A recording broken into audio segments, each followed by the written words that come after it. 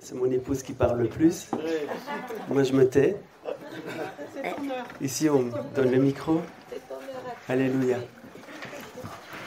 Et je vais commencer par donner mon petit témoignage personnel. Ça fait 20 ans que je suis dans le Seigneur. À la base, j'ai une vie assez belle parce que j'ai une famille magnifique, j'ai eu un papa magnifique, comme rare. Souvent, on a des problèmes où il y a les papas ou les mamans qui sont à l'abandon, etc. Moi, j'ai pas eu le cas. J'ai eu un papa extraordinaire, une maman extraordinaire, une famille extraordinaire. Mes frères et sœurs, on était très soudés. On était très complices l'un l'autre, même quand il fallait couvrir les fautes de l'un à l'autre et tout ça. On se couvrait, on a eu des parents magnifiques qui m'ont laissé choisir ma vie de musicien. C'est pas facile parce que c'est un risque, parce que ce ne sont pas des études d'avocat, de médecin. Mes frères et sœurs sont tous universitaires, moi j'étais le petit saltimbanque. Et j'ai vécu une enfance du monde, mais j'ai eu des amours. Et un jour, j'étais amoureux d'une fille, et j'avais 16-17 ans, et elle est décédée, noyée. Donc là, j'ai eu un gros choc, un gros deuil. Mais ce que j'ai fait, c'est qu'avec cette fille, j'avais été au cinéma, et on avait été voir un film qui s'appelait Ghost. Et dans ce film Ghost, en fait, c'est l'histoire d'un couple dont le compagnon meurt et revient en fantôme comme ça pour essayer de guider la fille parce qu'elle est en danger, etc. Plus des livres, plus des choses que j'ai lues. Donc dans cette souffrance, qu'est-ce que j'ai fait ? J'ai parlé à cette fille et je l'ai invitée en moi pour qu'elle vive à travers moi, pour qu'elle voie à travers moi, je l'ai fait parce que mon cœur était déchiré. Puis j'ai continué ma vie de musicien, j'étais me blottir dans mes notes, et donc ça m'a beaucoup aidé, de quelque part, à travailler, à jouer, à avoir quelque chose qui pouvait exprimer cet amour à travers mes instruments. Mais en même temps, je sombrais parce que je cherchais une solution à cette plaie. Donc j'ai rencontré d'autres musiciens, et dans le monde, mais c'est le monde, donc il y a la séduction, il y a beaucoup de choses, il y a l'alcool, il y a beaucoup de choses, voilà. Et donc je suis devenu quelqu'un de très pécheur. Donc j'ai été me réfugier dans tout ce que je pouvais. Et en même temps, plus je partais, plus j'avais la gloire, plus j'avais du succès. Je jouais avec des grands musiciens. Ma carrière, elle montait. Mais en moi, je sombrais parce que je me retrouvais à faire des choses que je ne m'attendais jamais à faire, quoi. Je me retrouvais dans des quartiers et faire des trucs. Je ne me reconnaissais pas, je me disais toujours si ma maman savait ça, c'est pas possible, quoi. C'est pas de là que je viens. Et c'était trop fort pour moi, c'était plus fort pour moi. C'était quelque chose qui me dépassait, c'était plus fort que moi. Et après des années, après aussi, maintenant, comme j'étais marié à cette fille en moi, j'ai des conquêtes, j'ai fait même des trucs encore pire. Et une fille que j'ai rencontrée qui m'a dit « Ah, elle était bulgare et moi je voulais fuir tout, je voulais tourner, je voulais être... » Et elle m'a dit « Ouais, mais pour que je reste avec toi, il faut qu'on se marie. » Et non, il ne faut pas qu'on se marie, je ne veux pas me marier, moi. Donc je me suis retrouvé en fait après ligoté parce que c'était plus fort que moi aussi, il n'y avait pas de solution. Donc je me suis marié à la légère. C'était bien au début, voilà. Mais c'était un pacte que j'ai fait, mais contre cœur. Et donc après ça, le mariage, moi je croyais que ça allait être fidèle, etc.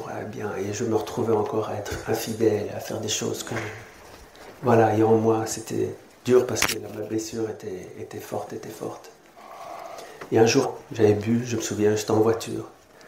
Et Dieu, moi je voulais plus rien savoir à Dieu. Parce que Dieu, il a repris cette fille, je l'ai peut-être prié, je sais plus, 11 jours de coma. Enfin, j'étais en colère terrible, je voulais plus rien savoir. Mais un jour, c'était tellement fort, je me souviens, j'ai crié, j'ai hurlé à Dieu. Je lui ai dit, oh Seigneur, réveille-moi parce que je vis un cauchemar. Je peux faire le tour de la terre, il faut que cet amour revienne, il faut que je retrouve l'amour, j'ai plus d'amour, je n'ai plus rien en moi. Et j'ai crié. Et puis j'ai continué ma vie, et puis 2 mois après, je je me retrouve dans un studio avec les musiciens et j'entends le musicien là-bas qui parle d'une fille qui chante, oui, et j'entends une voix, une maquette là-bas, et j'entends une voix, et dès que j'entends la voix, je sens des frissons dans ma nuque. Je dis waouh, bon. Et puis je me retrouve en concert à Charleroi dans les ténèbres, un gros truc, mais super, hein, c'était des grands musiciens. Et il y avait une jeune fille qui était là, invitée, avec un foulard, que je ne connaissais pas. Un foulard style. Un foulard style, oui. Et puis préciser, c'était un foulard style. On s'apprête à faire le soundcheck. Et la petite voix là s'installe avec des grands musiciens derrière, mais c'était vraiment les plus grands, quoi. Et alors elle va montrer au pianiste où est-ce qu'il fallait qu'il mette ses doigts, etc. C'était un des plus grands pianistes internationaux. Moi je savais pas qui j'ai affaire. Et puis je dis, viens ici, moi je connais pas les partitions. Alors les accords de la chanson que je veux, c'est ça. Et je dis, t'oublies pas la petite noire là. Hein. Et celle-là, hein. Elle était, oui, la 7e, oui, je vois. Et t'oublies pas celle-là, c'est important. Hein. Et tout le monde me regardait comme si, mais c'est qui celle-là? C'est qui la petite là? Elle prend pour qui? C'était déjà la séance du jeune lion. Amen. Et donc voilà. Et donc il y avait Hervé qui était là. Et du coup, moi j'étais pas du tout, je tiens à le dire, pas du tout intéressée par lui. J'avais juste peur de chanter sur scène. Alors il faut savoir que j'étais pas encore sauvée. J'allais, je me rappelle, c'était le 18 octobre. Et je suis née de nouveau le 2 novembre.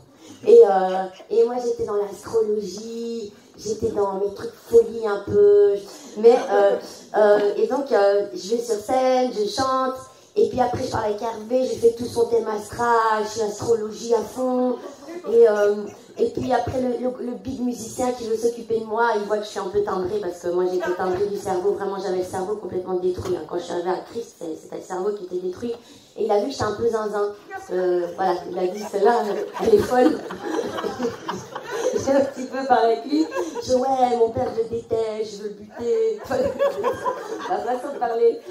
Ouais, il s'est dit, oh là là, c'est qui celle-là? T'es sicilienne en plus. Moi, je suis calabrée, mais les Siciliens, c'est des pires. Bon, celle-là. Donc, du coup, c'était un peu ça. Et donc, après, on chante sur scène. Et puis, après, le gars, il dit, non, je ne peux pas la ramener, il faut la ramener. Moi, je me retrouve avec Hervé qui doit me ramener. Je dis, mais je le connais nulle part, c'est le seul qui est rentré sur Bruxelles. Je dis, zut, je connais pas, et toi, alors moi j'étais là comme ça dans le coin, je dis, mais c'est qui ce gars, parce que j'étais peureuse du tout. Et donc tu peux continuer, Chou. Il fallait pas terminer. Ouais. Et puis je la ramène en voiture, je vois donc la petite qui est là, mais vraiment contre la porte comme ça, avec son gilet blanc. Et je lui demande qu'est-ce qu'elle fait, tout ça. Elle dit, mais j'ai ma maquette, je veux aller à Londres, je veux faire ci, je veux faire ça. Et j'avais entendu la maquette, j'entendais la voix, ça. Dès que je l'entendais chanter, ça, il y a l'onction, quoi. Enfin, elle avait déjà le truc, hein. Il y avait déjà l'onction, on est avec les dons. Hein. Et j'avais à cœur de l'aider. Donc, je dis, mais attends, on va faire un projet ensemble. Je vais constituer un groupe, on va faire un truc Stevie Wonder, parce qu'elle était à fond. Voilà, elle aimait beaucoup. Et en même temps, il y avait un spectacle qui était en train de naître avec un grand chef d'orchestre, un orchestre symphonique de chambre, avec des musiciens de l'orchestre national qui est venu me chercher pour faire des arrangements plus pop, etc., parce qu'il voulait mélanger classique. Le chef d'orchestre, il fait ça, mais il n'y avait aucune notion pour le pop, tout ça, il n'y avait pas de chanteur, il n'y avait rien. Donc moi, j'ai refusé de le faire, sauf à condition, j'ai une chanteuse, tu la mets là, et ton spectacle, il va réussir, parce que là, comme ça n'ira pas. Moi, je n'avais jamais chanté nulle part, hein, parce que c'est un beau témoignage. Le projet a démarré, donc déjà, il y avait un contact, je lui envoyé des paroles, etc., on allait déjà répéter un peu avec ce projet-là, puis l'autre projet avec un orchestre symphonique, et donc je ne savais pas qu'à ce moment-là, il se passait des choses dans sa vie, mais je devais aller la chercher en voiture pour l'amener aux répétitions, et la ramener chez elle. Aller chercher en voiture, amener répétitions, la ramener chez elle. Et puis à un certain moment, je l'amène en voiture, et elle commence à me parler, parce qu'elle parle un peu, hein. Pas besoin de mettre la radio dans la voiture avec Sarah. Et elle me parle, à un certain moment, elle me parle de Dieu, et de son Dieu, et ça n'arrête pas, et je l'écoute, et moi je l'écoute. Et donc, sur tous les trajets, elle parlait de Dieu, de ses problèmes, les psys, les machins, etc. Et au fur et à mesure, elle arrêtait les psys. Au fur et à mesure, ça allait mieux. Au fur et à mesure, elle me disait, ah oui, avec les frères, on s'est rencontrés là, et justement, on a prié ensemble, etc. Et elle me parlait de Dieu. Et en fait, tout ce que elle était atterrie dans dans une église, et donc tout ce que le pasteur prêchait, en fait, elle parlait, donc elle m'expliquait tout ce qui sortait spontanément. Et moi, j'écoutais, voilà. Et puis, à un certain moment, je dis, bon, mais attends, parce que là, c'est dangereux quand même. Tu t'es tiré où là? C'est qui t'a invité là-bas dans cette église, tout ça? Et elle me dit le nom d'une personne qui est un musicien, mais que je connaissais bien, parce que c'est aussi un grand musicien en Belgique. Et je connaissais la personne. Donc, dès qu'elle m'a dit ce nom, quelque chose m'a mis en confiance. Je dis, ok, lui, je connais. Il s'occupe de toi pour ta psychologie, pour tes trucs, tes problèmes. Vas-y, je m'occupe de toi pour la musique. Fais ce que tu veux, c'est bon. Mais au fur et à mesure qu'elle parlait, il y avait des réponses. Et puis à un certain moment, je sentais la personnalité qui changeait, je la sentais plus mûre, plus femme, tout ça. Elle a dit, oh, ça, il y a quelque chose, ouais, il y a du changement, je voyais du fruit, enfin, il y a quelque chose qui se passe. Ok, interlude, parce qu'on a été posé à l'étage.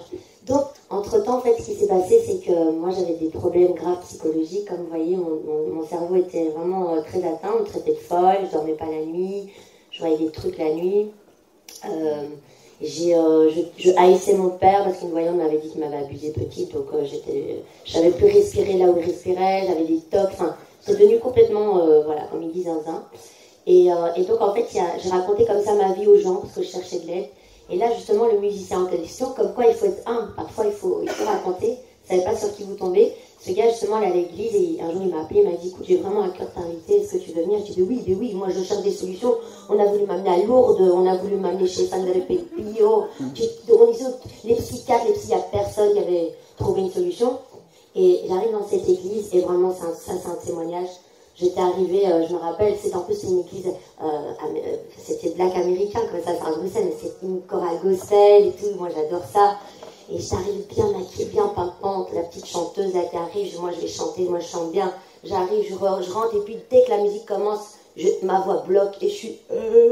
et je commence à pleurer. Je sens du feu dans mon dos et je commence à pleurer pour tout mon maquillage qui coule. Non, vraiment. Donc après, je me maquille même plus quand j'avais dit. C'est un de maquillage. Et donc en fait, ce qui s'est passé, c'est vraiment ça. J'ai fait que pleurer. Mais le premier jour, ce qui était bien, c'est que vraiment Jésus m'a chopé.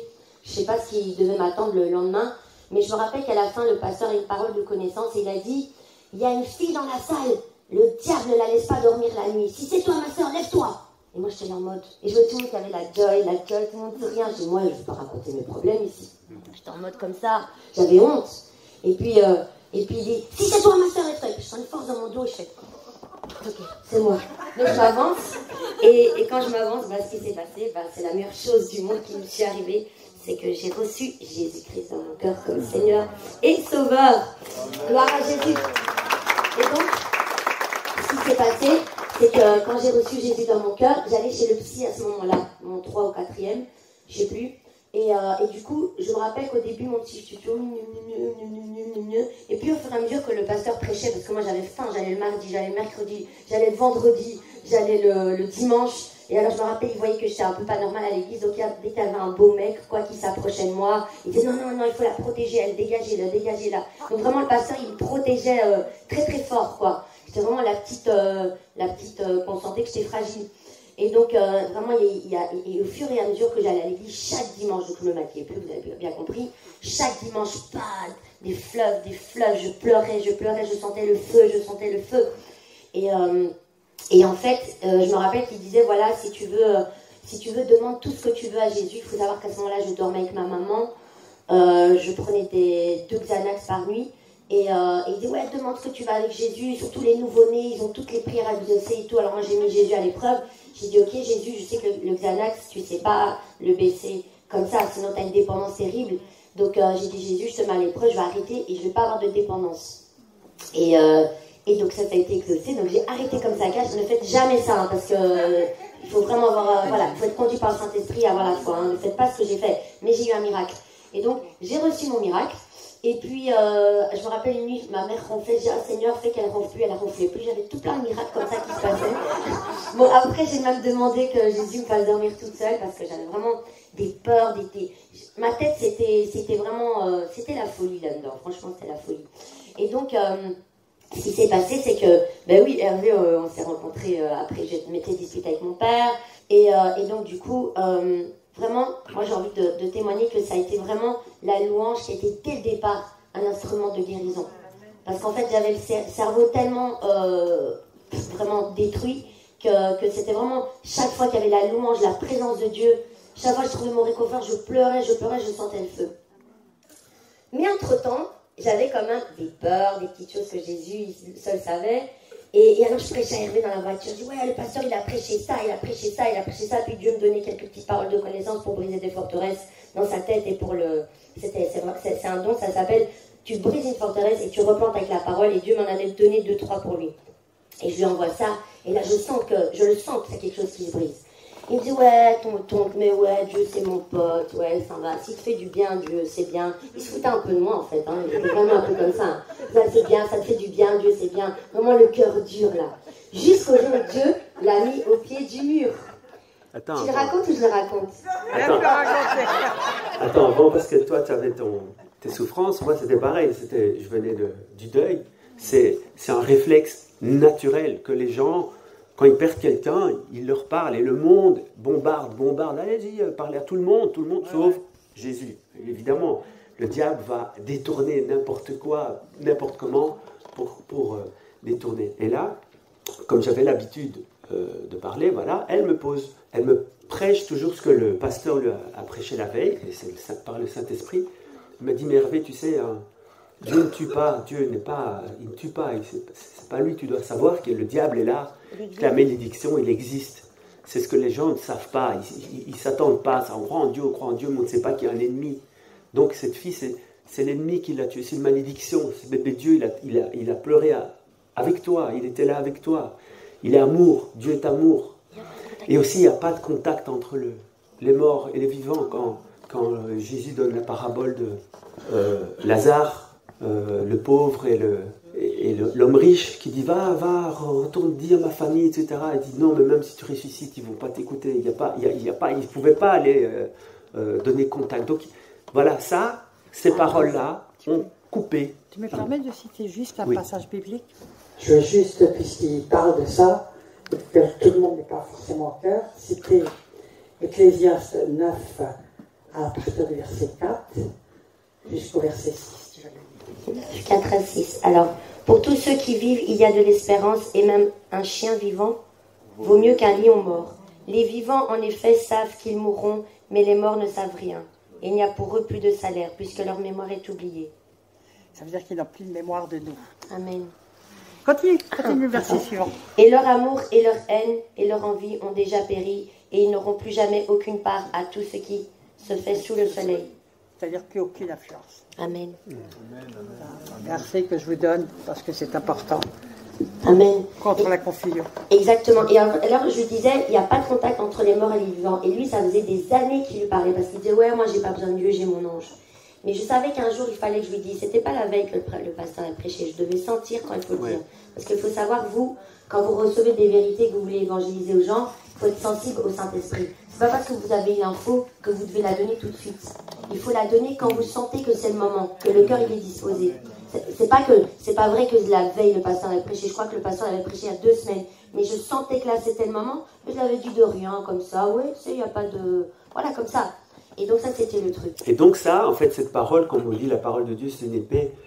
Ça avait fait quelque chose en moi, mais je ne m'en rendais pas compte, en fait, directement. Mais la parole travaillait au fur et à mesure de tout ce qu'elle parlait, de tout ça travaillait en moi. Et puis un jour, donc en fait, dans mon cœur, mon esprit commençait à se réconcilier avec Dieu. Au fur et à mesure. Et au fur et à mesure, on se rapprochait. Donc là, elle était au spectacle. Et alors, ce qui m'a mis... Dieu, il m'attendait toujours, parce que je n'avais pas encore fait le pas de vraiment l'invoquer, lui parler. Parce que c'est vraiment la chose la plus difficile à faire. C'est vraiment de percer l'esprit. Et une fois qu'on s'adresse à Dieu, ça vient en direct. Mais il m'a mis les pieds au mur, c'est-à-dire qu'on était dans le spectacle avec les violons, c'était ça. Mais moi, je la protégeais. Et alors, on jouait l'après-midi pour des écoles. Donc, c'est très stressant, c'est de la musique classique, de la bonne musique, etc. Donc c'était stressant, donc elle était encore plus stressée. Mais son assurance, c'était, une fois que la chanson commençait, l'autre chanteur commençait, et puis il se levait, elle chantait, la voix sortait, Et là, les gens, voilà, parce qu'ils voyaient une petite fille avec un foulard, mais dès que la voix sort, elle avait l'assurance. C'est normal, c'était sa force. Et ce jour-là, comme par hasard, elle se lève, tout stressée, elle s'apprête à chanter, elle chante, le micro, il n'est pas allumé. Donc, elle chante dans le vide pendant 5, 6, 7 secondes, et puis, hop, le micro s'allume, évidemment, parce que l'ingé son a vite cherché le truc. Et donc, moi, c'est génial, c'est comme ça qu'on apprend le métier, il y a toujours des problèmes, mais c'est pas grave, on trace devant. La chanson se termine bien. Après cette chanson-là, elle et moi, on devait aller derrière, parce que c'était une musique classique, on ne jouait pas dedans, donc on va dans les loges derrière. Je vais dans les loges derrière, et là, je vois Sarah en crise, dans une crise de pleurs et de panique, épileptique, incroyable. Alors elle insultait l'ingé son de tous les noms, elle était dans un truc que je n'avais jamais vu comme ça, ni entendre des mots. Ouais, non, mais elle était terrible. Et elle était complètement partie. Là, je dis, wow, ça, c'est pas grave. Alors moi, de ma propre force, j'arrive. Mais non, ne t'inquiète pas, tout va bien, c'est normal, c'est le métier qui rentre. Il y aura des petits problèmes de temps en temps, mais t'as bien fait ça, t'as continué la chanson, t'es arrivé au bout, c'est très bien, je la rassure. Et plus je la rassurais, plus elle s'énervait. Et je la voyais pleurer, ça fulminait de partout. Mais à côté, moi, je voyais les loges, on était là, et le truc était là. Il restait 1 minute. 1 minute après, elle devait rentrer sur scène, chanter. Et moi, je la voyais comme ça, en crise. Il y a mes jambes qui étaient coupées, parce que je voyais le truc, je voyais ici, c'est foutu, là. Elle ne va pas arriver. Je voyais le film. Et puis, il restait peut-être 15 secondes, et j'étais au pied du mur, quoi. Je ne sais plus quoi faire. Et il y a un truc qui me vient, je prends son front, j'embrasse son front, et je dis dans ma tête, je dis, Dieu, si tu es son Dieu, tu la calmes maintenant. Mais je vous assure, ça a fait...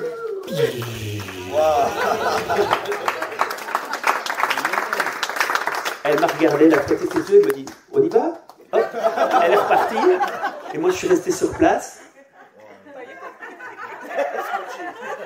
J'étais scotché. Donc je suis allé jouer, mais en jouant même là, j'étais là, mais j'étais plus là. Il y avait un truc qui s'était passé. Spirituellement, c'est comme si je voyais le monde de l'extérieur, je voyais tout l'extérieur, il y a un truc qui s'était passé en moi, c'était incroyable. Je dis là, ok. Et comme j'avais l'habitude de parler à mon étoile pendant 10 ans, je suis rentré chez moi et j'ai parlé à Dieu. De la même façon. Normalement, je lui parlais. Et cette nuit-là, j'étais me coucher et il s'est passé quelque chose et j'ai été transcendé pendant toute la nuit. J'ai reçu de l'amour pendant toute la nuit. C'est comme si Dieu descendait, il m'a pris dans mes bras. Il m'a dit, Hervé, je t'ai retrouvé. Et moi, je pleurais. Je sentais les anges autour. Il m'a délivré. J'étais rempli d'amour, mais d'un amour mais que je n'ai jamais ressenti de ma vie. Le lendemain, je me suis levé. J'étais né de nouveau. J'étais tout différent. Je regardais mes yeux, je retrouvais ma vie, je retrouvais qui j'étais, parce que même quand je me voyais en photo avant, quand j'étais petit, je me reconnaissais pas, tellement que j'étais mauvais à l'intérieur, tellement que j'ai vu ma vie, j'ai dit, mais qu'est-ce que je fous là, quoi? Qu'est-ce qu'est ma vie? J'ai vu vraiment les deux chemins, la vie, la mort.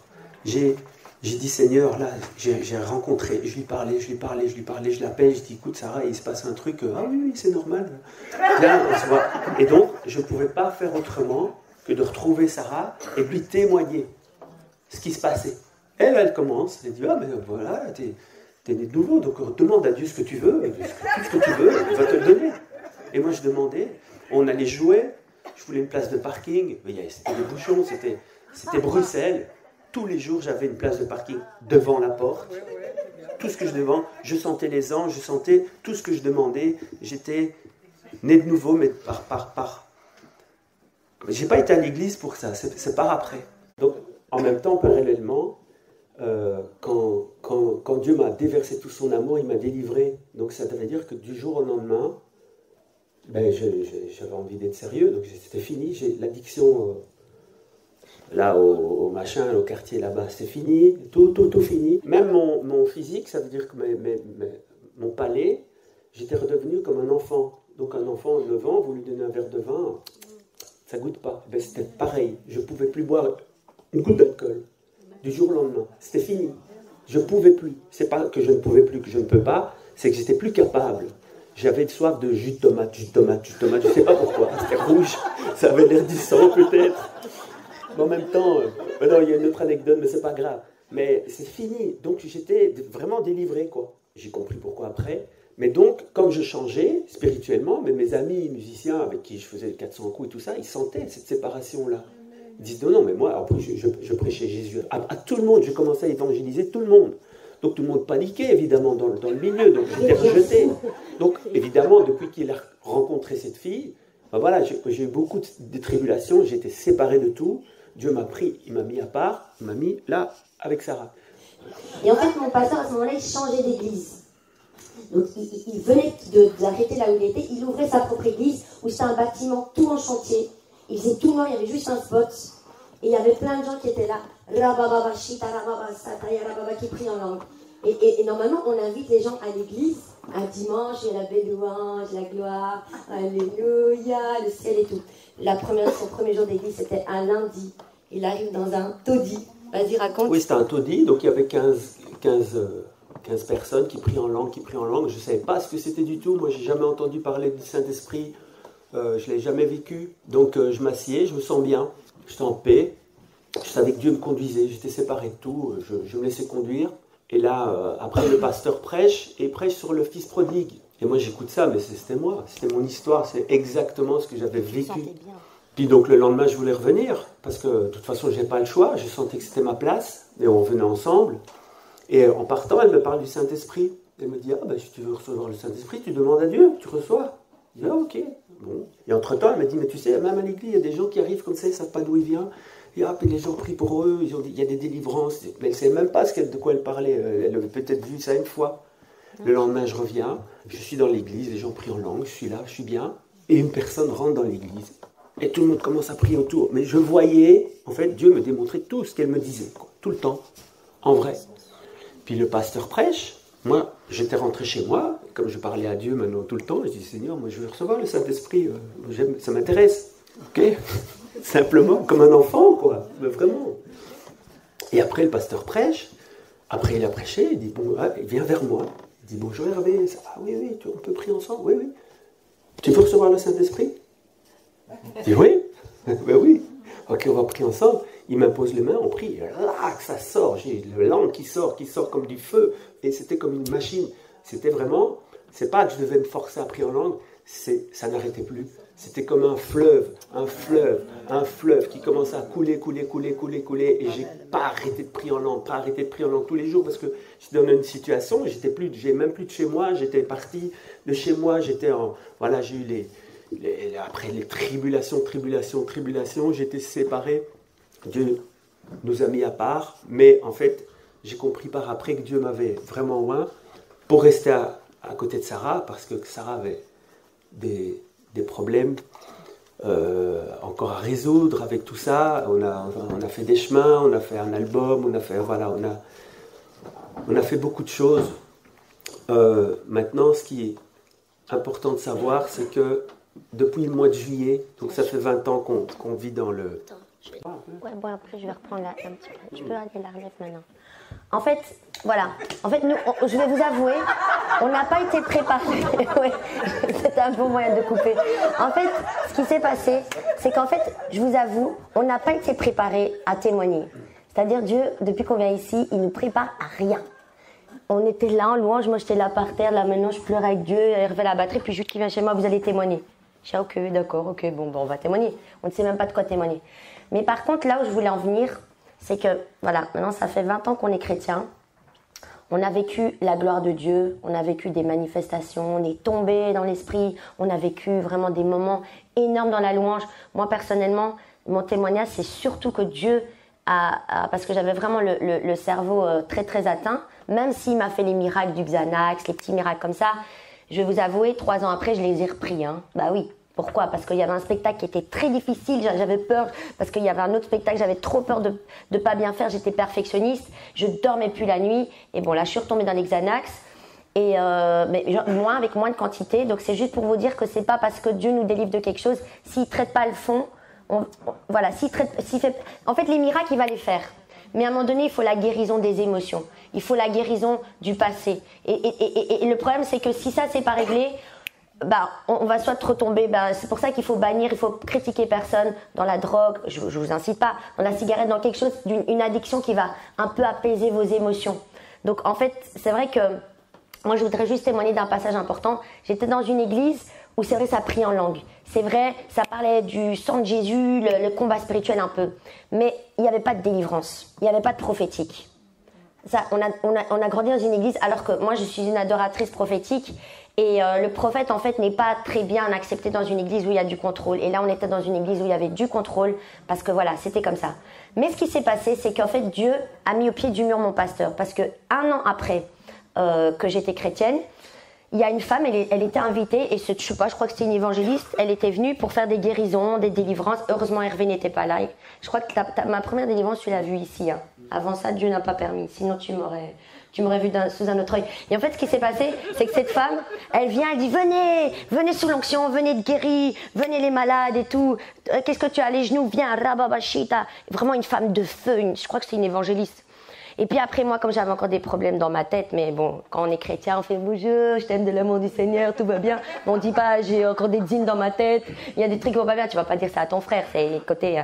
Donc je vais là et puis je vais devant et je dis Seigneur, moi je vous dis la vérité, j'ai pas peur. Je dis Seigneur, j'ai encore des problèmes là dans ma tête, là dans mes émotions, ça va pas trop rond. Et puis je dis ça dans mon cœur. Et puis elle m'impose les mains et je retourne à ma place. Et le pasteur avait toujours prêché, vous savez, quand t'es chrétien, c'est pas possible, t'as reçu le Saint-Esprit en toi, tu peux plus avoir de démons. C'est plus possible, c'est plus possible. Quand tu es chrétien, c'est fini, les démons ils partent parce que le Saint-Esprit maintenant est en toi et les démons. Et je dis ouais, il n'y a plus de démons et tout. Et en fait, Dieu a mis tout le monde au pied du mur avec moi. Parce qu'en fait, ce jour-là, elle a dit, moi j'avais été pour ma guérison, puis à la fin, il y a une femme, elle est venue témoigner. Viens rendre gloire à Jésus, saute devant le Seigneur pour dire que tu as été guéri. Viens rendre témoignage, et la puissance d'un témoignage. La femme, elle saute, gloire à Dieu, elle a été guérie du genou. Et moi, bon, je suis là-bas dans mon coin. Elle dit, et toi la fille en rouge, viens témoigner de ce que Dieu a fait pour toi. Moi, je tombe. Je vais pas raconter à tout le monde que je suis dérangée du cerveau et tout. En plus, voilà, devant l'église et tout. Enfin, c'est pas leur problème, quoi. Et donc, j'arrive devant et tout. Et je fais. Et puis, elle vient et elle me fait. Oui, le diable t'a fait beaucoup de mal, petite. T'as fait beaucoup de mal depuis. Je commence à pleurer, je commence à de nouveau à trembler. Et elle fait, ah oui, je sens que le Seigneur veut guérir l'enfant en toi. Et puis, d'un coup, elle fait. Toi, esprit de mort, esprit de cana. Elle a cité 7 esprits mauvais et elle a dit, je vous ordonne de quitter cette fille. Et d'un moment comme ça, j'ai fait un bond, j'ai fait et je suis tombée sur le dos. Et mes jambes ont commencé à la frapper. Le pasteur, il était assis comme lui, comme Jude, là, il était là. J'ai dit, mais pasteur, venez m'aider, vous voyez bien qu'elle me tape dessus. Parce qu'en fait, quand j'étais au sol, mes jambes tapaient. Et ce qui s'est passé, c'est que elle m'a fait une délivrance, puis elle a dit, cette fille doit beaucoup louer, parce que le diable a atteint son cerveau. Et moi, je tremblais. Et c'était une des premières paroles prophétiques que j'ai reçues. Cette fille doit beaucoup louer. Et en fait, depuis ce jour-là jusqu'à aujourd'hui, j'ai vraiment senti que c'est la louange qui a guéri mon cerveau. Même si tout n'est pas guéri, c'est vraiment la louange qui m'a guéri. Et ça a mis au pied du mur quoi ? Le fait que le pasteur disait à tout le monde, un chrétien ne peut pas avoir de démons. Ah ben moi j'étais la démonstration. Moi je crois à la délivrance parce que j'ai vu ma délivrance. Je pouvais pas je pouvais pas la fabriquer. Vous voyez ce que je veux dire ? Donc j'étais là, j'ai été délivrée. Et puis je dis au pasteur, au fait pasteur, vous ne m'avez pas dit qu'on peut pas être des démons ? Oui, mais parfois il y a des petits cas comme ça. Il savait pas quoi me répondre en fait, tu vois. Ça c'était le cas. Et entre temps, ils ont pu inviter cette femme évidemment. On ne sait pas pourquoi. On ne sait pas pourquoi. Et entre-temps, j'ai fait mon cheminement chrétienne. Et il y avait des problèmes, beaucoup de problèmes dans mon couple, beaucoup de problèmes dans ma tête, beaucoup de problèmes qui surgissaient. Puis on a été déçus de notre église. On est parti de l'église, on a resté des années sans église. Et on a été combattus dans notre couple, dans ma vie. Moi, il y a plein de choses dans ma tête qui sont venues. Ça veut dire des combats que je ne comprenais pas. Et pourtant, j'étais une adoratrice, je louais Dieu, j'ai même fait tout un album de louanges à Dieu. Je priais en langue, je lisais la Bible, je louais, je m'accrochais comme jamais. Mais il y avait des combats que j'arrivais pas, il y avait des combats que je comprenais pas. Jusqu'au jour où, c'était il y a le 24 décembre, je crois il y a 2 ans, où j'avais vu The Chosen à la télé et il y avait Jésus qui délivrait Marie de Magdala et il dit... Il lui dit viens, et il lui dit avec tellement d'amour et tellement d'onction que l'onction elle a traversé la télé. J'ai pleuré. Oh non mais vraiment, je vous promets, l'onction traverse la télé. Je sais, il y a plein de gens qui ont eu ça. Et donc, et alors je traverse la télé, j'ai dit moi aussi Seigneur, je t'aime, je veux cette délivrance. J'ai dit comme ça au plus profond de moi. Je sentais que j'avais besoin de délivrance en fait. Mais j'ai été prêchée par de chosen quoi, vous imaginez. Donc il fait ça, et puis je suis là. Et à ce moment-là, qu'est-ce qui se passe ? Dans ma chambre, parce que moi je suis une adoratrice, je suis adoratrice, là où je reviens à l'église depuis 2018, je suis une adoratrice, donc on me connaît en tant qu'adoratrice, donc la femme elle est ouate et tout, et puis je suis avec ma guitare dans ma chambre, je suis là, alléluia, alléluia, et puis je fais, alléluia, je dis what ? C'est quoi ce truc ? Il y a un truc là dans moi pendant que je chante, parce que j'avais demandé à Dieu la délivrance, et en fait quand j'ai demandé à Dieu sincèrement la délivrance, vraiment sincère, parce que je sentais qu'il y avait quelque chose qui était plus fort que moi. J'avais des colères, parce qu'en fait, quand je suis arrivée à Christ, j'avais plus de 20 colères par jour. Mais après, quand j'ai reçu Jésus, j'avais peut-être 5 colères par jour. Alors tu peux dire, elle n'est pas sauvée, la fille elle a 5 colères. Mais si, je suis sauvée, j'ai quand même 5 colères, avant c'était 20, donc c'est de gloire en gloire. Donc après, c'est une colère par jour. Puis c'était une colère peut-être, mais quand je vous dis que c'était des colères, je pouvais tout payer. C'était des colères de fou. Et du coup, ce qui s'est passé, c'est que quand j'avais eu ce bruit-là qui commençait à se manifester, il commençait à se manifester. Donc j'ai commencé à vouloir me connecter avec des endroits où ça prie en langue, avec des trucs où ça prie en langue. Et j'ai été même à un endroit où ils chassaient les démons. J'ai été, le bruit s'est manifesté. Je suis tombée au sol, j'étais là pendant 6 heures. Il y a des gens qui tombaient sur moi. J'ai dit, qu'est-ce qu'on fait de moi là? On chasse un démon, mais qu'est-ce qui se passe là? Je dis, est-ce qu'il y a vraiment le Saint-Esprit? Il y a une femme qui est tombée sur moi, quoi. Parce que normalement, quand le Saint-Esprit est là, il y a de l'ordre. Je suis là par terre, j'ai peur qu'on me marche dessus. Une femme vraiment qui me. Oh, je crois elle était forte, je sais plus, mais elle m'a défoncé l'épaule. J'ai dit non, cet esprit t'es pas dans l'histoire. Soit, c'est pas grave. Puis j'ai été me connecter avec d'autres trucs d'onction et je sentais, voilà. Mais j'avais toujours, chaque fois que je vais dans ma chambre, dans la profondeur, parce que je vous dis, Dieu m'a dit une parole, c'est dans la louange que je vais te guérir. Et chaque fois que je louais Dieu, dans ma chambre, je tremblais, je crachais, je vomissais, je pleurais. Je dis mais à qui je peux raconter ça?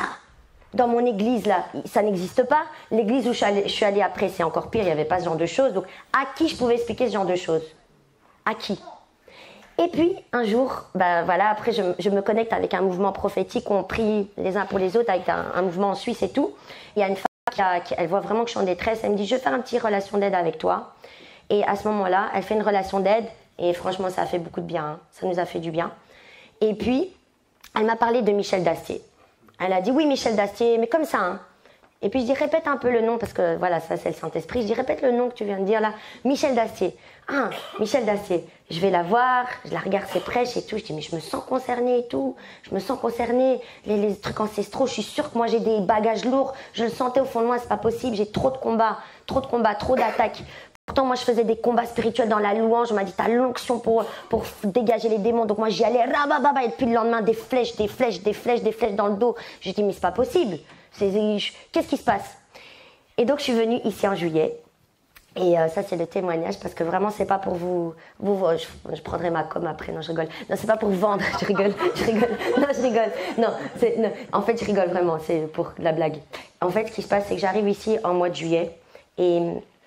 Et on vient, et en fait, il faut savoir qu'Hervé, ça faisait 2 ans que je l'envoyais dans les trucs prophétiques, les trucs. Il dit, ouais, moi, tes trucs des urs du Bélu, moi, je veux les comment t'appelais les prophètes, les illuminés, toi, hein. Il dit, t'es illuminé, là, tu vas arrêter avec tes prophètes. Moi, je veux le fruit. Et il n'y avait pas de fruit. Lui, c'est le fruit. Et donc, on vient ici, il me dit, je te jure, hein, moi, si le premier jour, j'aime pas, je me casse, hein. Ah, il est comme ça, lui. Parce que lui, là, il a été saturé du monde chrétien, les blessures et tout. Il a dit non. Donc, on arrive ici. Et moi, j'arrive ici. Je suis là-bas au fond. Je commence à louer toutes mes forces. La gloire, je dis, vas-y, manifeste-toi. Allez, vas-y, tu fais le malin quand je suis à la maison. Maintenant, tu vas faire le malin ici. Premier jour, rien. Waouh. Deuxième jour, rien, une onction des gloires. Je vois des gens qui vomissent et tout. J'ai mis une onction de fou. Je fais ces deux-là, il faut qu'ils m'imposent les mains parce que je mettais ma foi sur eux. Je mettais vraiment ma foi sur eux. Et alors j'allais devant, avance-toi. Et j'étais là, la gloire, je sentais la gloire, le feu, Jude, l'onction, Michel. Je vois tout le monde tomber. Je suis mal. J'allais, vas-y, qu'est-ce que tu fous là? Vas-y, pas de bruit, rien. Pourquoi ils se cachent? Non mais vraiment, je dis la vérité, je crois qu'ils ne le savent même pas. Hein. Donc, Après ça, je dis, bon, mais il y a un problème. Et puis après, il y a Thérèse qui est là. Il y avait Thérèse, je me rappelle, bon, je vous le dis, hein. Bon, voilà. Il y avait Thérèse, il y avait Michel, il y avait, voilà. Moi, je savais que c'était Michel, la big délivreuse, tu vois. Et puis, elle est la big délivreur, tu vois. Donc, alors, tu vois, il y avait genre 4 comme ça. Et moi, je suis dans la file, là. Et je me retrouve devant Thérèse que je sais même pas c'est qui. Et moi, je m'avance, je dis, et là, je suis en mode, tu vois, pour aller dans la ligne Michel. Non, non, restez dans votre ligne. Et puis après, chez moi, je vais aller chez la ouinte là-bas. Je veux l'approcher. Et puis, non, non, restez dans votre ligne. Alors, je m'avance. Et puis, elle me fait, toi, elle a un bon accent marseillais, elle fait, toi, tu es le fleuve d'eau vive. Non mais c'est puissant, c'est un puissant témoignage. Elle me dit, toi, qu'est-ce que tu es? Qu'est-ce que tu es? Dis-moi qui tu es. Et je la regarde. Elle fait, tu es le fleuve d'eau vive. Et je dis, ok, va devant ton papa et reçois le fleuve d'eau vive. Va devant ton papa. Moi je suis, rabababa, shitarakata. Elle dit, sois toi-même devant ton papa. Qu'est-ce que tu commences à faire? Rabababa. Sois toi-même, sois toi-même. Alors moi je suis moi-même, je suis moi-même. Je commence à recevoir le fleuve d'eau vive. Je commence à recevoir le fleuve d'eau vive. Et là, on entend le Pia. Je dis, t'as entendu? Je dis à Thérèse, t'as entendu un truc? Elle fait, toi, le démon là, tu lui fous la paix, tu te tais, elle est occupée à boire le fleuve d'eau vive. Et puis j'étais en mode, mais Michel, écoutez, il y a un bruit là, vous êtes témoin. Non, ne t'occupe pas de l'ennemi, ne regarde pas l'ennemi, regarde ton père qui va te donner le fleuve d'eau vive. Et il y a le bruit. Elle dit, t'occupe pas de l'ennemi, il veut te distraire. Et je bois le fleuve d'eau vive. Et elle me dit, tu seras le fleuve d'eau vive, bois seulement. Et moi après je suis frustrée, je vous avoue, je suis très frustrée. Parce que je suis là quand même depuis 2-3 jours, aucune manifestation, aucune imposition des mains. Et puis au moment où il se manifeste, on lui dit tais-toi. Au lieu de le chasser. Enfin, moi je me sens que j'étais dans la mauvaise ligne quoi. Vous voyez ce que je veux dire? Je dis la vérité. Moi je dis ce que je pense. Mais après j'ai fait amitié avec Thérèse. Mais en fait Dieu a béni ce moment. Et après ce qui s'est passé, il faut savoir que quand Hervé et moi on a été sauvés, on a été tous les deux visités par Dieu. Dieu l'a visité en personne. Il l'a délivré en personne. Il l'a rempli. Et lui, il se dit, waouh, et tout le monde, tous les chrétiens, waouh, t'as de la chance. Pourquoi t'as été délivré comme ça? Moi aussi, je veux vivre un truc comme ça. Après, il a bien compris que Dieu l'avait oint pour pouvoir supporter mes guérisons, mes colères, parce que moi, j'étais vraiment un cas très, très grave. Et puis, ce qui s'est passé, c'est qu'après, Dieu m'a visité. Moi aussi, je ne le raconte à personne et je ne raconterai pas ce que j'ai vécu. Mais quand Hervé a été visité par Dieu, il a dit à Dieu, Sarah, je veux que Dieu te le fasse. Et je dis, non, moi je veux voir personne. Hein. Moi j'ai peur. Parce qu'elle dit, ouais, Dieu il m'a apparu avec des anges. Je dis, non, moi je veux rien voir, j'ai peur. J'étais tellement peureuse. J'avais 4 mois en Christ. Je dis, moi il faut rien que je vois. Moi c'est directement cardiaque. Hein. Même si c'est Dieu, même si c'est un ange, je veux rien voir. Je veux faire, oh, non. Et donc il avait prié et je me réveille la nuit. Et je me rendors et je dis, non, ne me le fais pas. Et en fait après Dieu il m'a emmenée au ciel directement. Et dans mon songe j'ai vécu des choses extraordinaires avec lui, que Dieu ne me permet pas encore de raconter. Il m'a montré un peu ma vie, ma destinée. Il m'a rempli qu'une voix d'amour. Il m'a mis une chanson. Et c'est extraordinaire. C'est vraiment le plus beau jour de ma vie, c'était celui-là. Parce que si ce jour-là, Dieu me disait, est-ce que tu veux redescendre? J'aurais dit, ah ben non. Ah ben non. Parce que là-bas, c'est tellement l'amour de Dieu, vous vous sentez complet. Surtout quand il m'a parlé, que sa voix est rentrée en moi, je fais, ah. Non mais Dieu, j'ai vraiment vécu l'amour du Père. Et moi, je croyais que c'était parce que je devais vivre ça pour avoir un petit goût de l'avant-goût du ciel. Mais ce que j'avais pas compris, c'est que Thérèse m'avait dit, va au trône de grâce, bois le fleuve d'eau vive. Et moi, j'avais beaucoup de tocs. Il faut savoir que non seulement j'étais timbrée, j'ai encore quelques tocs, je ne vais pas vous mentir. Je prends plus de 4 valises parce qu'on ne sait jamais le pourquoi du comment. Vous pouvez demander à Nasser, Irimondé. On a fait 2 étages En fait, on a tout déballé de la voiture. Ils ont dit, tout ça, c'est à toi. Je dis oui. Mais heureusement, Dieu m'a fait grâce. La réceptionniste, elle croyait que c'était à nous tous. Parce qu'ils ont tous aidé. Mais en fait, tout était à moi. Et puis, Hervé dit, non, il faut qu'elle soit délivrée, Nasser. Vraiment, merci, je vous aime, vous m'avez aidé. Parce que si vous écoutez Hervé, je devais tout monter moi. Soit. Et donc, j'ai encore quelques petits tocs parce que je suis en guérison. Hein. Et du coup, j'avais des tocs, des graves tocs. Et là où les tocs ont pété grave, c'était vraiment pendant le Covid. C'est là que j'ai pété le câble le plus. Et c'est là que j'ai crié plus à Dieu, que j'ai plus prié. Et c'est là que j'ai eu le bruit, donc pour le petit récap. Et donc, quand j'ai vécu ce moment, en fait, j'ai compris que Thérèse voulait me dire, et c'était pas Thérèse, c'était Dieu, c'est qu'il voulait que j'aille tout le temps à cet endroit, au lieu très saint. Et en fait, pendant toute la semaine, je ne cherchais plus ma délivrance, mais je cherchais Dieu. En fait, je crois que Dieu ne m'a pas donné ma délivrance au début parce que je cherchais ma délivrance. J'étais venue pour ma délivrance. Je n'étais pas venue pour chercher Dieu. Et je veux témoigner ça parce que c'est très important. Le 3e jour, j'ai des angoisses parce qu'il y a une femme qui vomit. Et le lendemain, j'angoisse parce que je me dis, t'imagines, je tombe là où elle a vomi, ils n'ont pas désinfecté. Vous pouvez demander à Hervé. J'ai dit Hervé, je ne sais pas dormir parce qu'il y a une femme, elle a vomi. J'ai vu, ils ont fait avec bêtement un papier, ils n'ont pas mis le détol, ils n'ont pas mis l'alcool. J'ai dit, j'arrivais pas à dormir. Donc après ça, je entends la voix de Thérèse qui dit, va dans le fleuve de vie. Là, je mets la chanson, je retourne au 3e ciel et là, je sens l'amour. Je sens l'amour, je sens l'amour, je sens l'amour.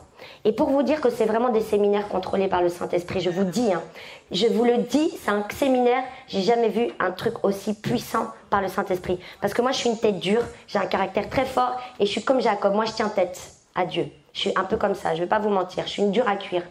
Et je me rappelle, ce jour-là, Michel, elle avait dit, cet après-midi, pas de prêche, on va faire des témoignages. Et moi, je dis, non, qui vote pour les témoignages? Moi, je dis, non, qui vote pour qu'on prêche? Ouais, allez, venez avec moi, faites qu'on prêche et tout. Puis elle a dit, non, on fera témoignage. Je dis, oh, témoignage, c'est nul, question-réponse, c'est quoi ça? Et alors, on fait des questions-réponses, et là, moi, j'étais pas venue du tout pour chanter, rien. Moi, je voulais ma délivrance, c'est tout, et repartir.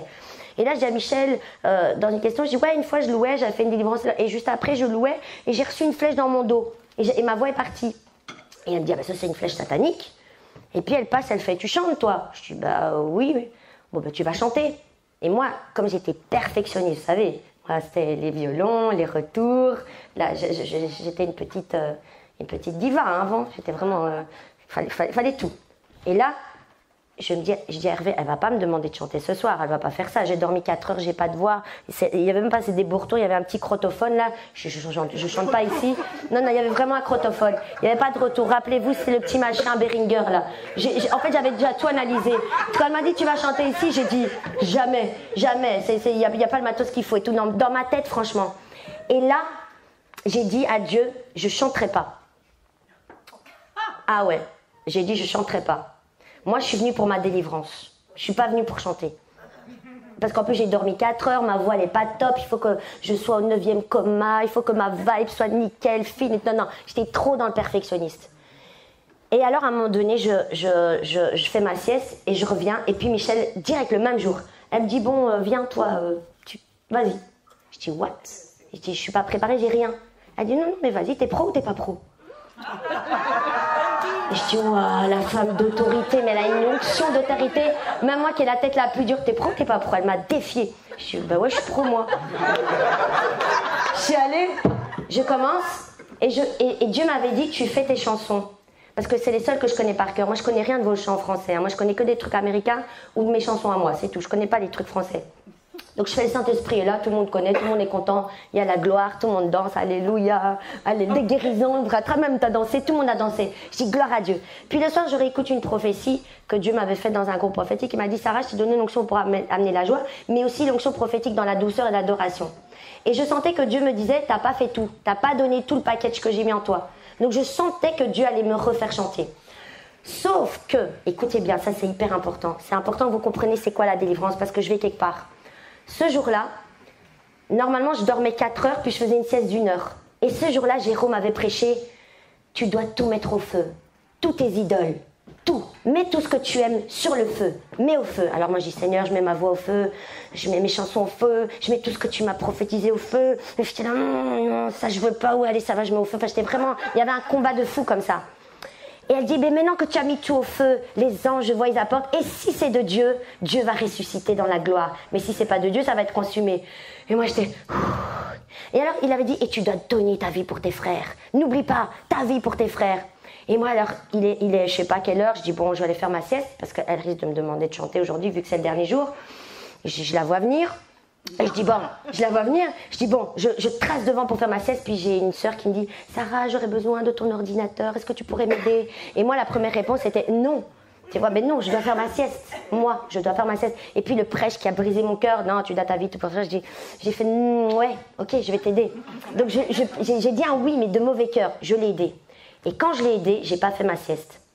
Et en faisant pas ma sieste, je n'allais pas avoir de voix. Et comme je n'allais pas avoir de voix, je n'allais pas chanter. Donc j'ai fait ma sieste à 7h30. Comme ça, j'étais sûre qu'elle ne me fait pas chanter, tu te rappelles? Et donc Irène a fait la louange et moi j'arrive à 8h. Et alors elle fait « Ah mais ils sont où les Belges? Bah, vous êtes là? Bah et alors ?» Je dis « What ?» Je viens, aucune partition. Je dis « Bon, je vais faire mes chansons, Seigneur. » Et je venais de dire « Je ne ferai pas mes chansons ici, elles ne sont pas prêtes, elles ne sont pas... » Et je fais mes chansons et je serre et je suis brisée. Des Larsen, le crotophone pourri. La totale, le piano, le son, je connaissais rien à ce piano, j'ai pris un son que j'aimais pas. Tout a été brisé, en fait, tous les schémas de l'artiste, de la perfectionniste ont été brisés. Et puis après, franchement, j'étais tellement brisée, je dis bon allez, je vais louer Dieu comme dans ma chambre, quoi. Et j'étais là avec Dieu, j'étais bien, le Larsen, ting, ting, ma merveille, il savait plus quoi. Il disait, hein, tu me reconnaissais plus, hein. T'as dit mais attends. Et donc après, il y a vraiment une belle présence de Dieu qui était là et tout. Même moi, je l'ai senti. Je voyais tout le monde, Jude, même Jude qui était bien, Michel qui était bien. Je dis waouh, waouh. J'étais en mode ouais. Enfin bon, après Dieu il brise hein, quand t'as des trucs comme ça. Je dis ouais, j'ai l'onction, j'ai même fait aller Michel et tout. Ouais, j'ai l'adoration prophétique et tout. Jude, tout le monde là. Et puis elle dit allez, on va prier pour elle, on va prier pour elle. Et moi j'étais attendez, je prends mon téléphone parce que je sens qu'il va y avoir de la bonne prophétie là. Là je sens qu'il va y avoir une bonne prophétie parce que j'ai fait une bonne louange et tout. Et Michel devait prêcher, hein. C'était je crois le 14 juillet. Je mets mon enregistreur, elle dit alors on va les entourer. Elle m'a même mis son truc là, son talit, un talit d'onction. Je dis ouais, on va être loin ici pour entrer dans le ministère. Et puis il y a Michel qui commande. En fait, la bénédiction de Michel, vous savez pas ce que c'est, hein. C'est autre chose. Au bout de 5 minutes, il y a un Hulk qui est sorti de moi. Ça fait le gros machin, le petit bruit là. C'était plus le petit bruit, c'était un bruit. C'était mais un monstre. Vous êtes témoin, un monstre. On ne sait pas d'où ça sortait. Même lui, il a voilà. Et ça a duré plus de 30 minutes. Ben, les gens, ils sont pas venus voir une délivrance, ils sont venus écouter Michel. Donc Michel, il faut bien qu'elle prêche. Donc il dit bon, amenez-la en bas, on va continuer en bas. Et elle a prêché. Et du coup, ça a duré 2 heures. En bas. Et en fait, Dieu m'a montré qu'en fait, j'avais des antécédents de franc-maçonnique que je ne savais pas, à des très hauts degrés, du fait qu'il y avait des droits sur ma vie. Et en fait, de séminaire en séminaire, 2e séminaire, encore des délivrances. On s'est vu entre-temps, voilà. Il y a vraiment un cheminement de délivrance. Mais en fait, Dieu m'a montré, la délivrance, c'est pas un truc, c'est un homme qui t'impose les mains, le démon, il dégage. Non, non, non. Il faut avoir le prophétique, il faut que ce soit des gens loin, prophétique. Il faut aussi qu'il y ait une bonne atmosphère. Dieu m'a montré qu'il fallait qu'il y ait une bonne atmosphère de gloire. Il faut qu'il y ait des grandes onctions comme ça, connectées. Pour certains démons, il faut certaines onctions. Et ce qui s'est passé après, c'est que j'ai compris quelque chose. Et après, ce que j'ai compris vraiment, c'est que la délivrance, c'est un processus. En fait, c'est pas quelque chose, on chasse un démon. Non, non, non. Il y a des repentances. Il y a des guérisons que tu dois avoir seul dans le Seigneur, dans ta louange. Il y a des cris que tu dois faire du cœur. Il y a des renouvellements d'intelligence. Et moi, je suis en plein processus. Hein. Donc, c'est pas parce que vous me voyez là au piano que de temps en temps, vous n'allez pas me voir faire un gros cri parce que je suis en processus de délivrance. Mais il n'y a pas de problème, comme disait Michel, le Saint-Esprit n'a pas peur des démons, c'est les démons qui ont peur du Saint-Esprit. Donc, tu peux jouer, être loin, le Saint-Esprit là, le démon, il va se faire un petit peu là, il va aller un peu plus loin, puis il va revenir le lendemain. Donc, j'ai vraiment envie de vous encourager que la délivrance, c'est un processus. C'est pas quelque chose qui se fait parce que non, c'est à vous avoir un cœur à cœur avec Dieu. Avoir un cœur à cœur, le désirer. Mais chercher Dieu avant tout. Parce que moi, c'est quand j'ai oublié que je voulais ma délivrance que j'ai eu ma délivrance. C'est quand j'ai cherché Dieu, j'ai cherché le cœur du Père. Juste l'aimer pour qui il est. Juste le chercher. Seigneur, tant pis si je suis pas délivrée. Eh ben, c'est là que j'ai eu ma délivrance par surprise. Donc voilà, j'espère que j'ai pas trop parlé. Non. Et gloire à Dieu. Il reste 15 minutes, mais je sens qu'il faut qu'on fasse l'appel. Même dans ces 15 minutes avec Dieu, il n'y a pas en une seconde la gloire de Dieu peut se manifester. Je sais que à travers ces témoignages, plusieurs d'entre nous ont été touchés. Et on doit, si vous pouvez faire quelque chose, vous avez témoigné, si vous pouvez faire quelque chose par l'esprit, il reste 15 minutes. Est-ce qu'on peut se lever? Et si tu as été touché, tu peux venir devant et on va prier, la gloire de Dieu va se manifester. Et tout à l'heure, je recevais qu'il fallait, avec le témoignage, qu'il fallait nous faire entrer dans la présence de Dieu, dans le lieu secret. Et c'est dans le lieu secret qu'on voit la gloire de Dieu, la délivrance. Au-delà de chercher la délivrance, on cherche le Dieu qui délivre. Et le Dieu de la délivrance. Alléluia. Donc, soyez conduits par le Saint-Esprit pendant 15 minutes, on va vivre quelque chose. Et ceux qui ont été touchés, vous pouvez juste venir devant moi. et laissez le Seigneur vous travailler. Quand je vous demande de venir devant, souvenez-vous du témoignage, c'est pas devant un homme, c'est devant Dieu. C'est-à-dire, Seigneur, cette parole m'a touché. Je dois recevoir.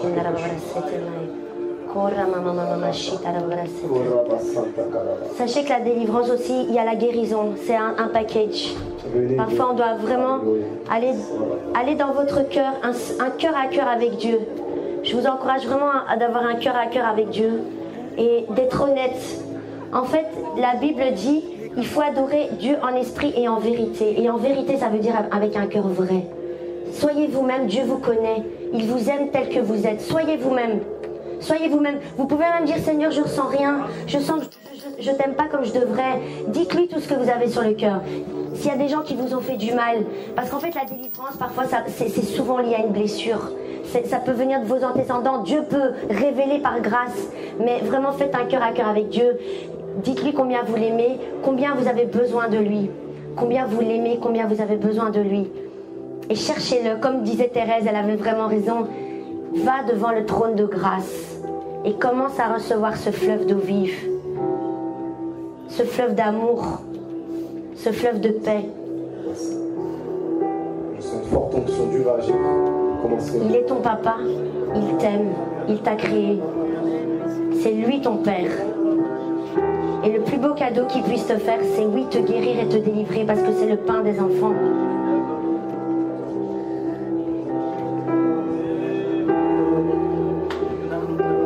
Tu peux vraiment fermer les yeux, rentre en toi-même et commence à parler à ton papa. Dis-lui tout ce que tu as sur le cœur. Dis-lui même, des fois moi ça m'arrive, Seigneur, je ressens plus rien pour toi. Qu'est-ce qui m'arrive? Aide-moi à t'aimer. Qu'est-ce qui se passe? Qu'est-ce qui me sépare de toi? C'est quoi cette chose qui me sépare de toi? Seigneur, change mon cœur. Mais il faut savoir aussi que quand Dieu vous délivre, c'est parce qu'après il veut vous utiliser.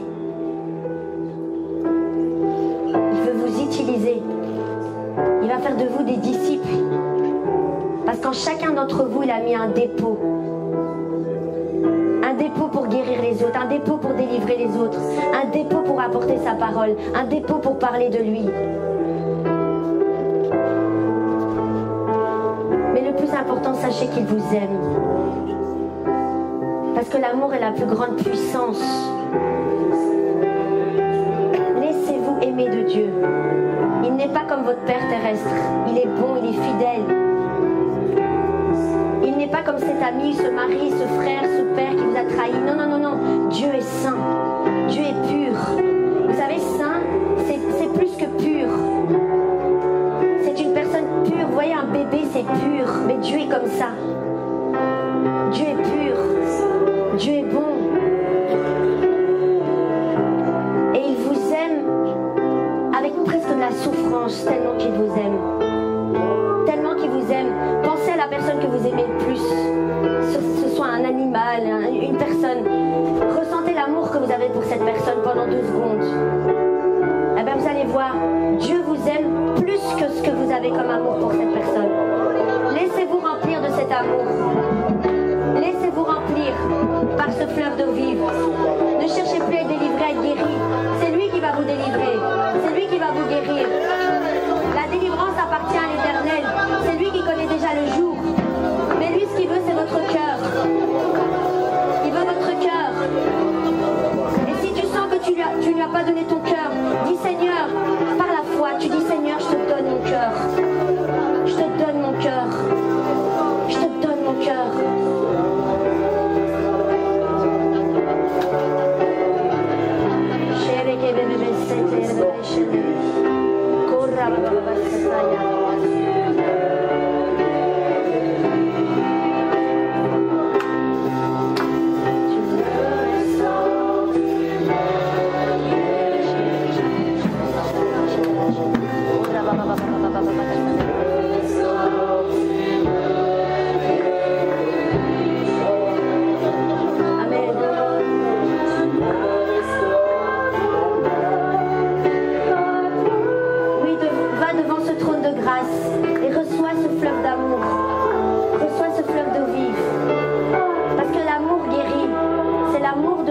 Te guérir.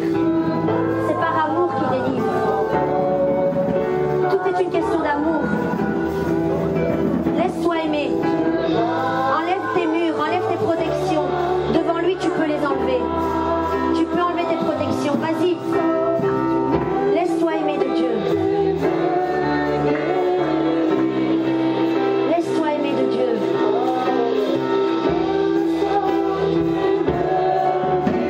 Fais un acte prophétique. Fais un acte, ouvre tes bras, ouvre tes mains. Fais quelque chose pour dire que tu accueilles cet amour. Montre-lui que tu veux de lui. Fais-lui un clin d'œil. Dis-lui que tu veux recevoir.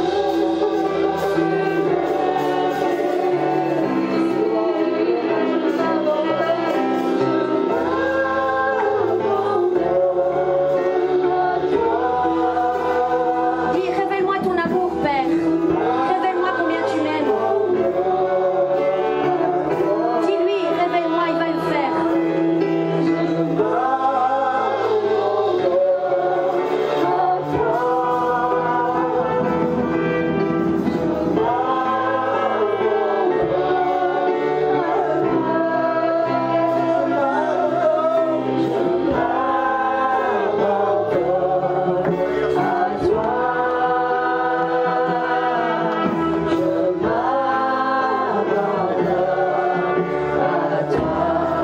Parce que tu m'aimes, je m'abandonne.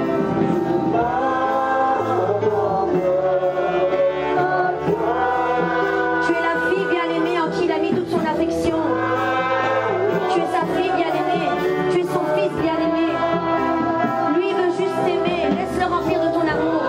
Laisse-le remplir de son amour.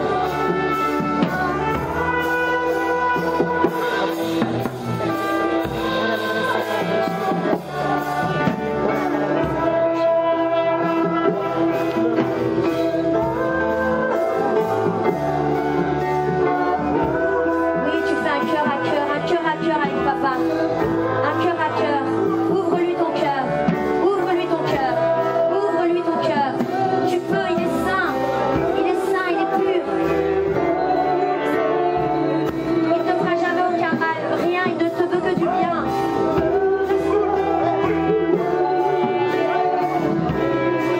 Tu peux lui faire confiance.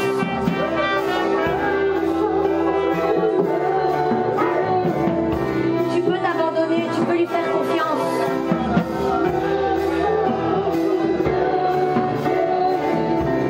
Tu peux lui faire confiance.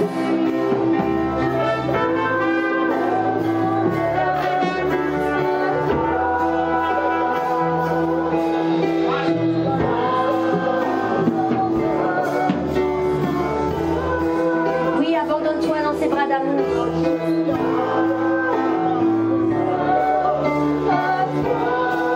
Abandonne-toi dans ses bras d'amour, abandonne-toi. Laisse-le te remplir. Ne regarde plus les humains. Les humains ne peuvent rien faire pour toi. Il n'y a que lui. Il n'y a que lui.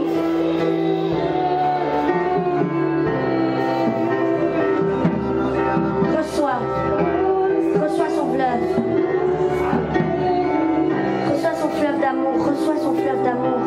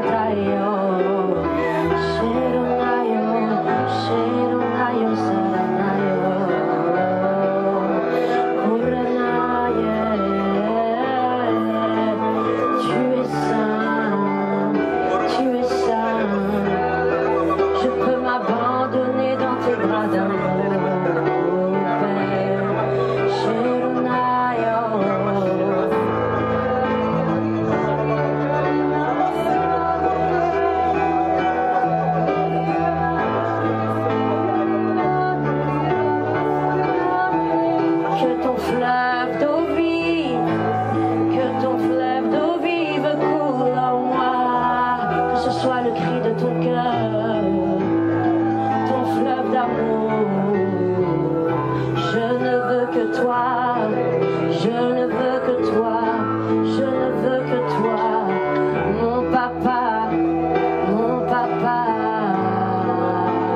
car tu es saint, tu es saint, tu es saint, tu es pur, tu es saint. Je m'abandonne dans tes bras d'amour, mon Père. Tu es mon papa, un très bon papa. Sheronayo Serenai.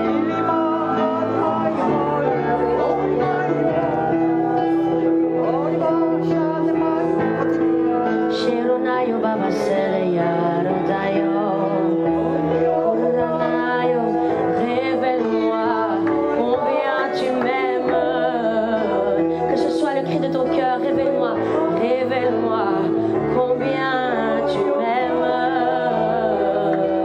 Oui, demande-lui, révèle-moi combien tu m'aimes. J'ai besoin de ton amour.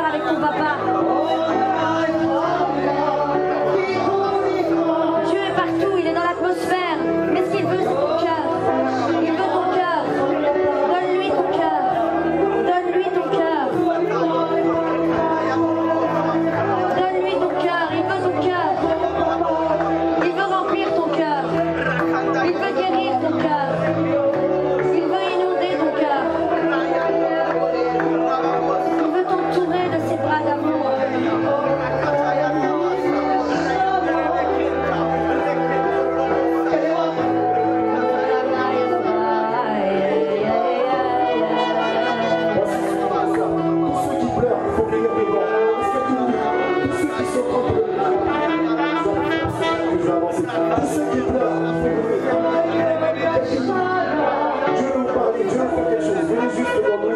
On va prier. Tous ceux qui pleurent. Merci Seigneur.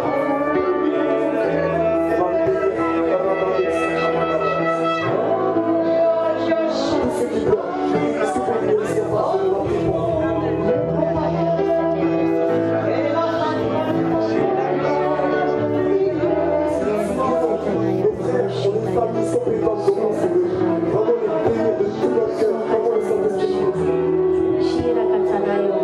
Ok, je vais vous faire la prière que j'ai reçue de Thérèse. Ferme tes yeux et va devant le trône de grâce, devant le trône de ton papa. Sois toi-même, viens tel que tu es. C'est lui qui t'a créé, il t'aime. Je veux te dire, pense à la personne que tu aimes le plus dans ce monde. Mais il t'aime plus que toi, tu n'aimes cette personne. Il a un amour immense. C'est même lui l'amour. C'est lui qui a déposé cet amour en toi. Alors juste, va devant, reste toi-même. Sois toi-même. Tu n'as aucun effort à faire. Abandonne-toi dans ses bras d'amour. Et reçois ce fleuve d'amour. Ce fleuve d'eau vive. Ouvre juste ton cœur. Ouvre juste ton cœur. Lâche prise. N'aie pas peur si tu pleures, si tu manifestes. C'est pas grave. Laisse Dieu. Abandonne-toi. Abandonne-toi, il t'aime. Ce sont des moments précieux ce que vous vivez. Ça peut changer votre vie. Déposez vos fardeaux. Venez tel que vous êtes. Il vous aime tel que vous êtes. C'est lui qui vous a créé. Vous êtes son enfant. Il n'aime pas comme le Père terrestre, ni comme votre mère terrestre, mais beaucoup plus.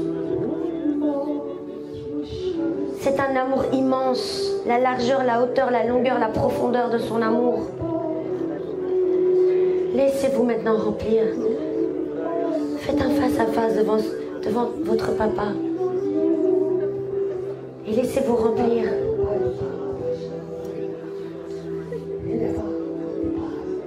Dites-lui combien vous avez besoin de lui.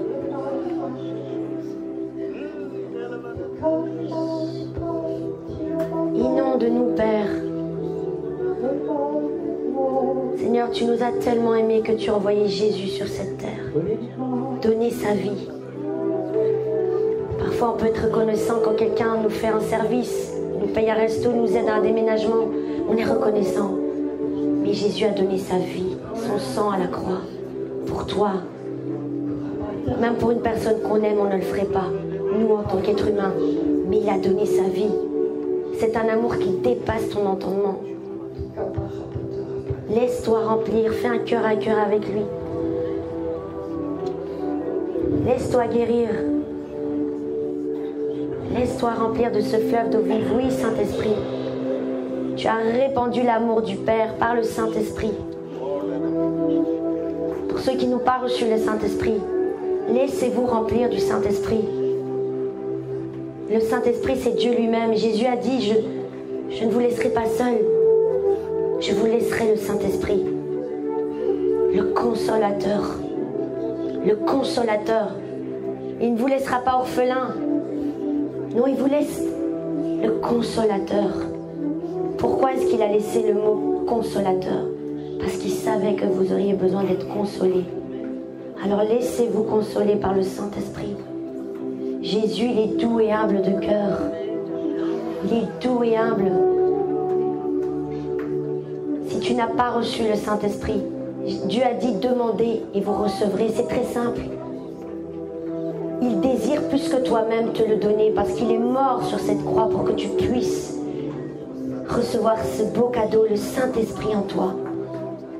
Le meilleur ami que tu ne pourras jamais avoir, c'est mon meilleur ami.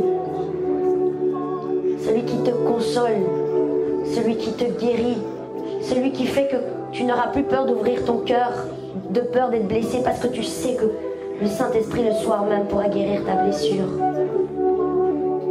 Enlève les forteresses autour du cœur, les murailles que tu as mis pour te protéger. Devant lui, tu peux tout enlever, toute ton armure, toutes tes protections.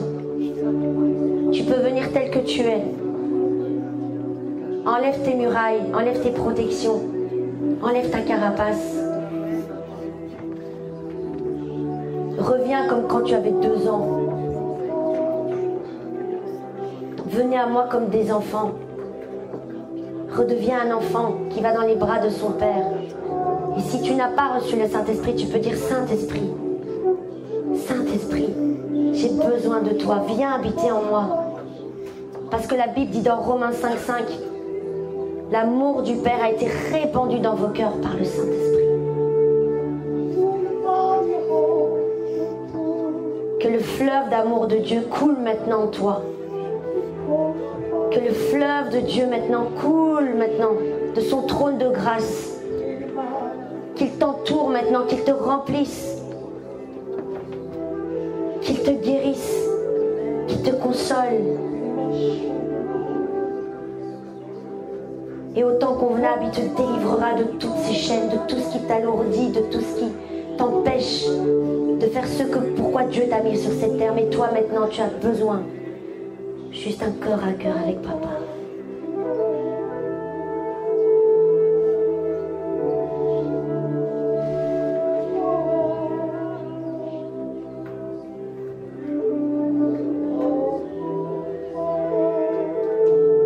Il est pur, il est saint, il est fidèle, il ne t'abandonnera jamais, il ne te trahira jamais. Il veut t'aimer et il veut te révéler combien il t'aime. Oh oui, Père, remplis, papa, remplis. Remplis, papa, chaque personne ici présente qui a ouvert son cœur.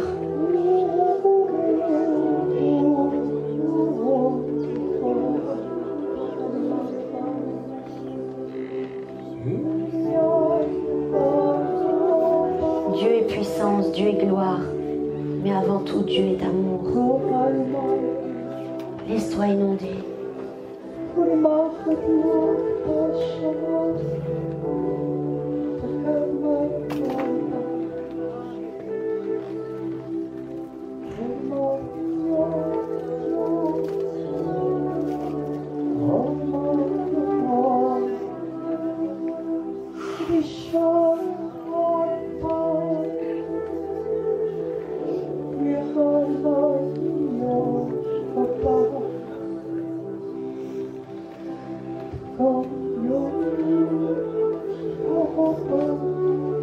Dieu est heureux de te voir. Il a les grands bras ouverts. Il t'aime tellement que le fait que tu ouvres son cœur à lui, ça le réjouit. Son cœur explose d'amour pour toi, je peux te le dire.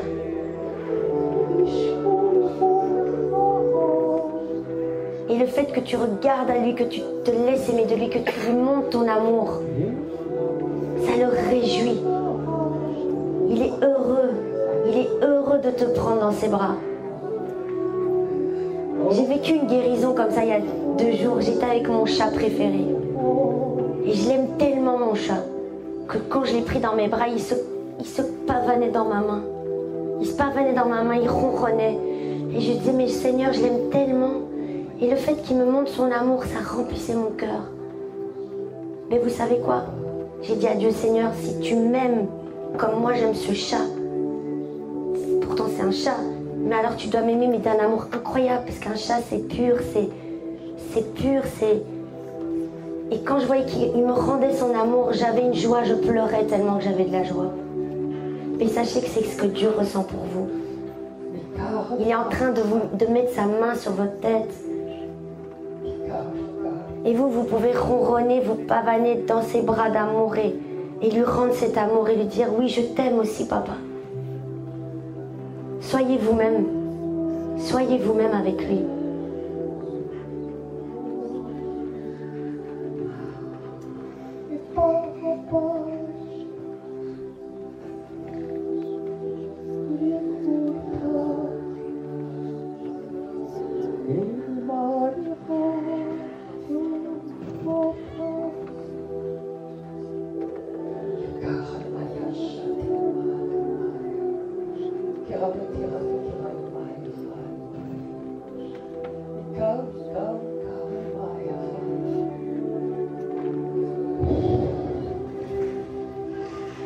Laisse ton amour m'envahir.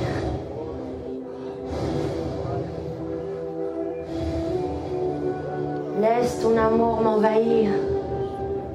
Que ce soit le cri de ton cœur, laisse ton amour m'envahir.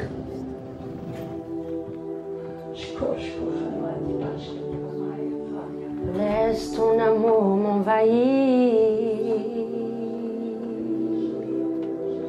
Que ton amour envahisse tout mon être. Que ton amour m'envahisse.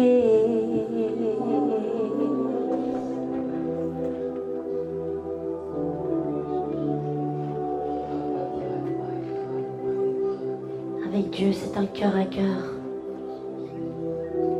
Sois toi-même.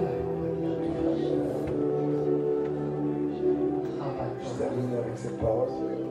Quand Michel a soufflé, il y a Luc 24 qui je veux dire.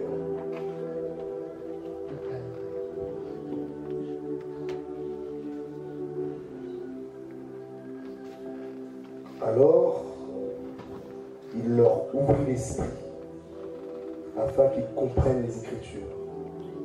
Et leur dit, ainsi, il est écrit que le Christ souffrirait et qu'il ressusciterait des morts le troisième jour. Et que la repentance et le pardon des péchés seraient prêchés en son nom à toutes les nations, à commencer par Jérusalem. Vous êtes témoins de ces choses. Et voici, j'enverrai sur vous ce que mon Père a promis. Mais vous, restez dans la ville jusqu'à ce que vous soyez revêtus de la puissance d'en haut. Alléluia. Et quand elle a soufflé, je recevais le Saint-Esprit. Alléluia. Quand elle a soufflé, c'est cette parole qui dit recevez le Saint-Esprit.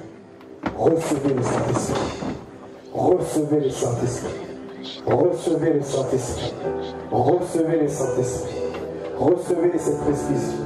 Recevez le Saint-Esprit. Recevez le Saint-Esprit. Recevez le Saint-Esprit. Michel, tu peux souffler? Recevez le Saint-Esprit. Recevez le Saint-Esprit.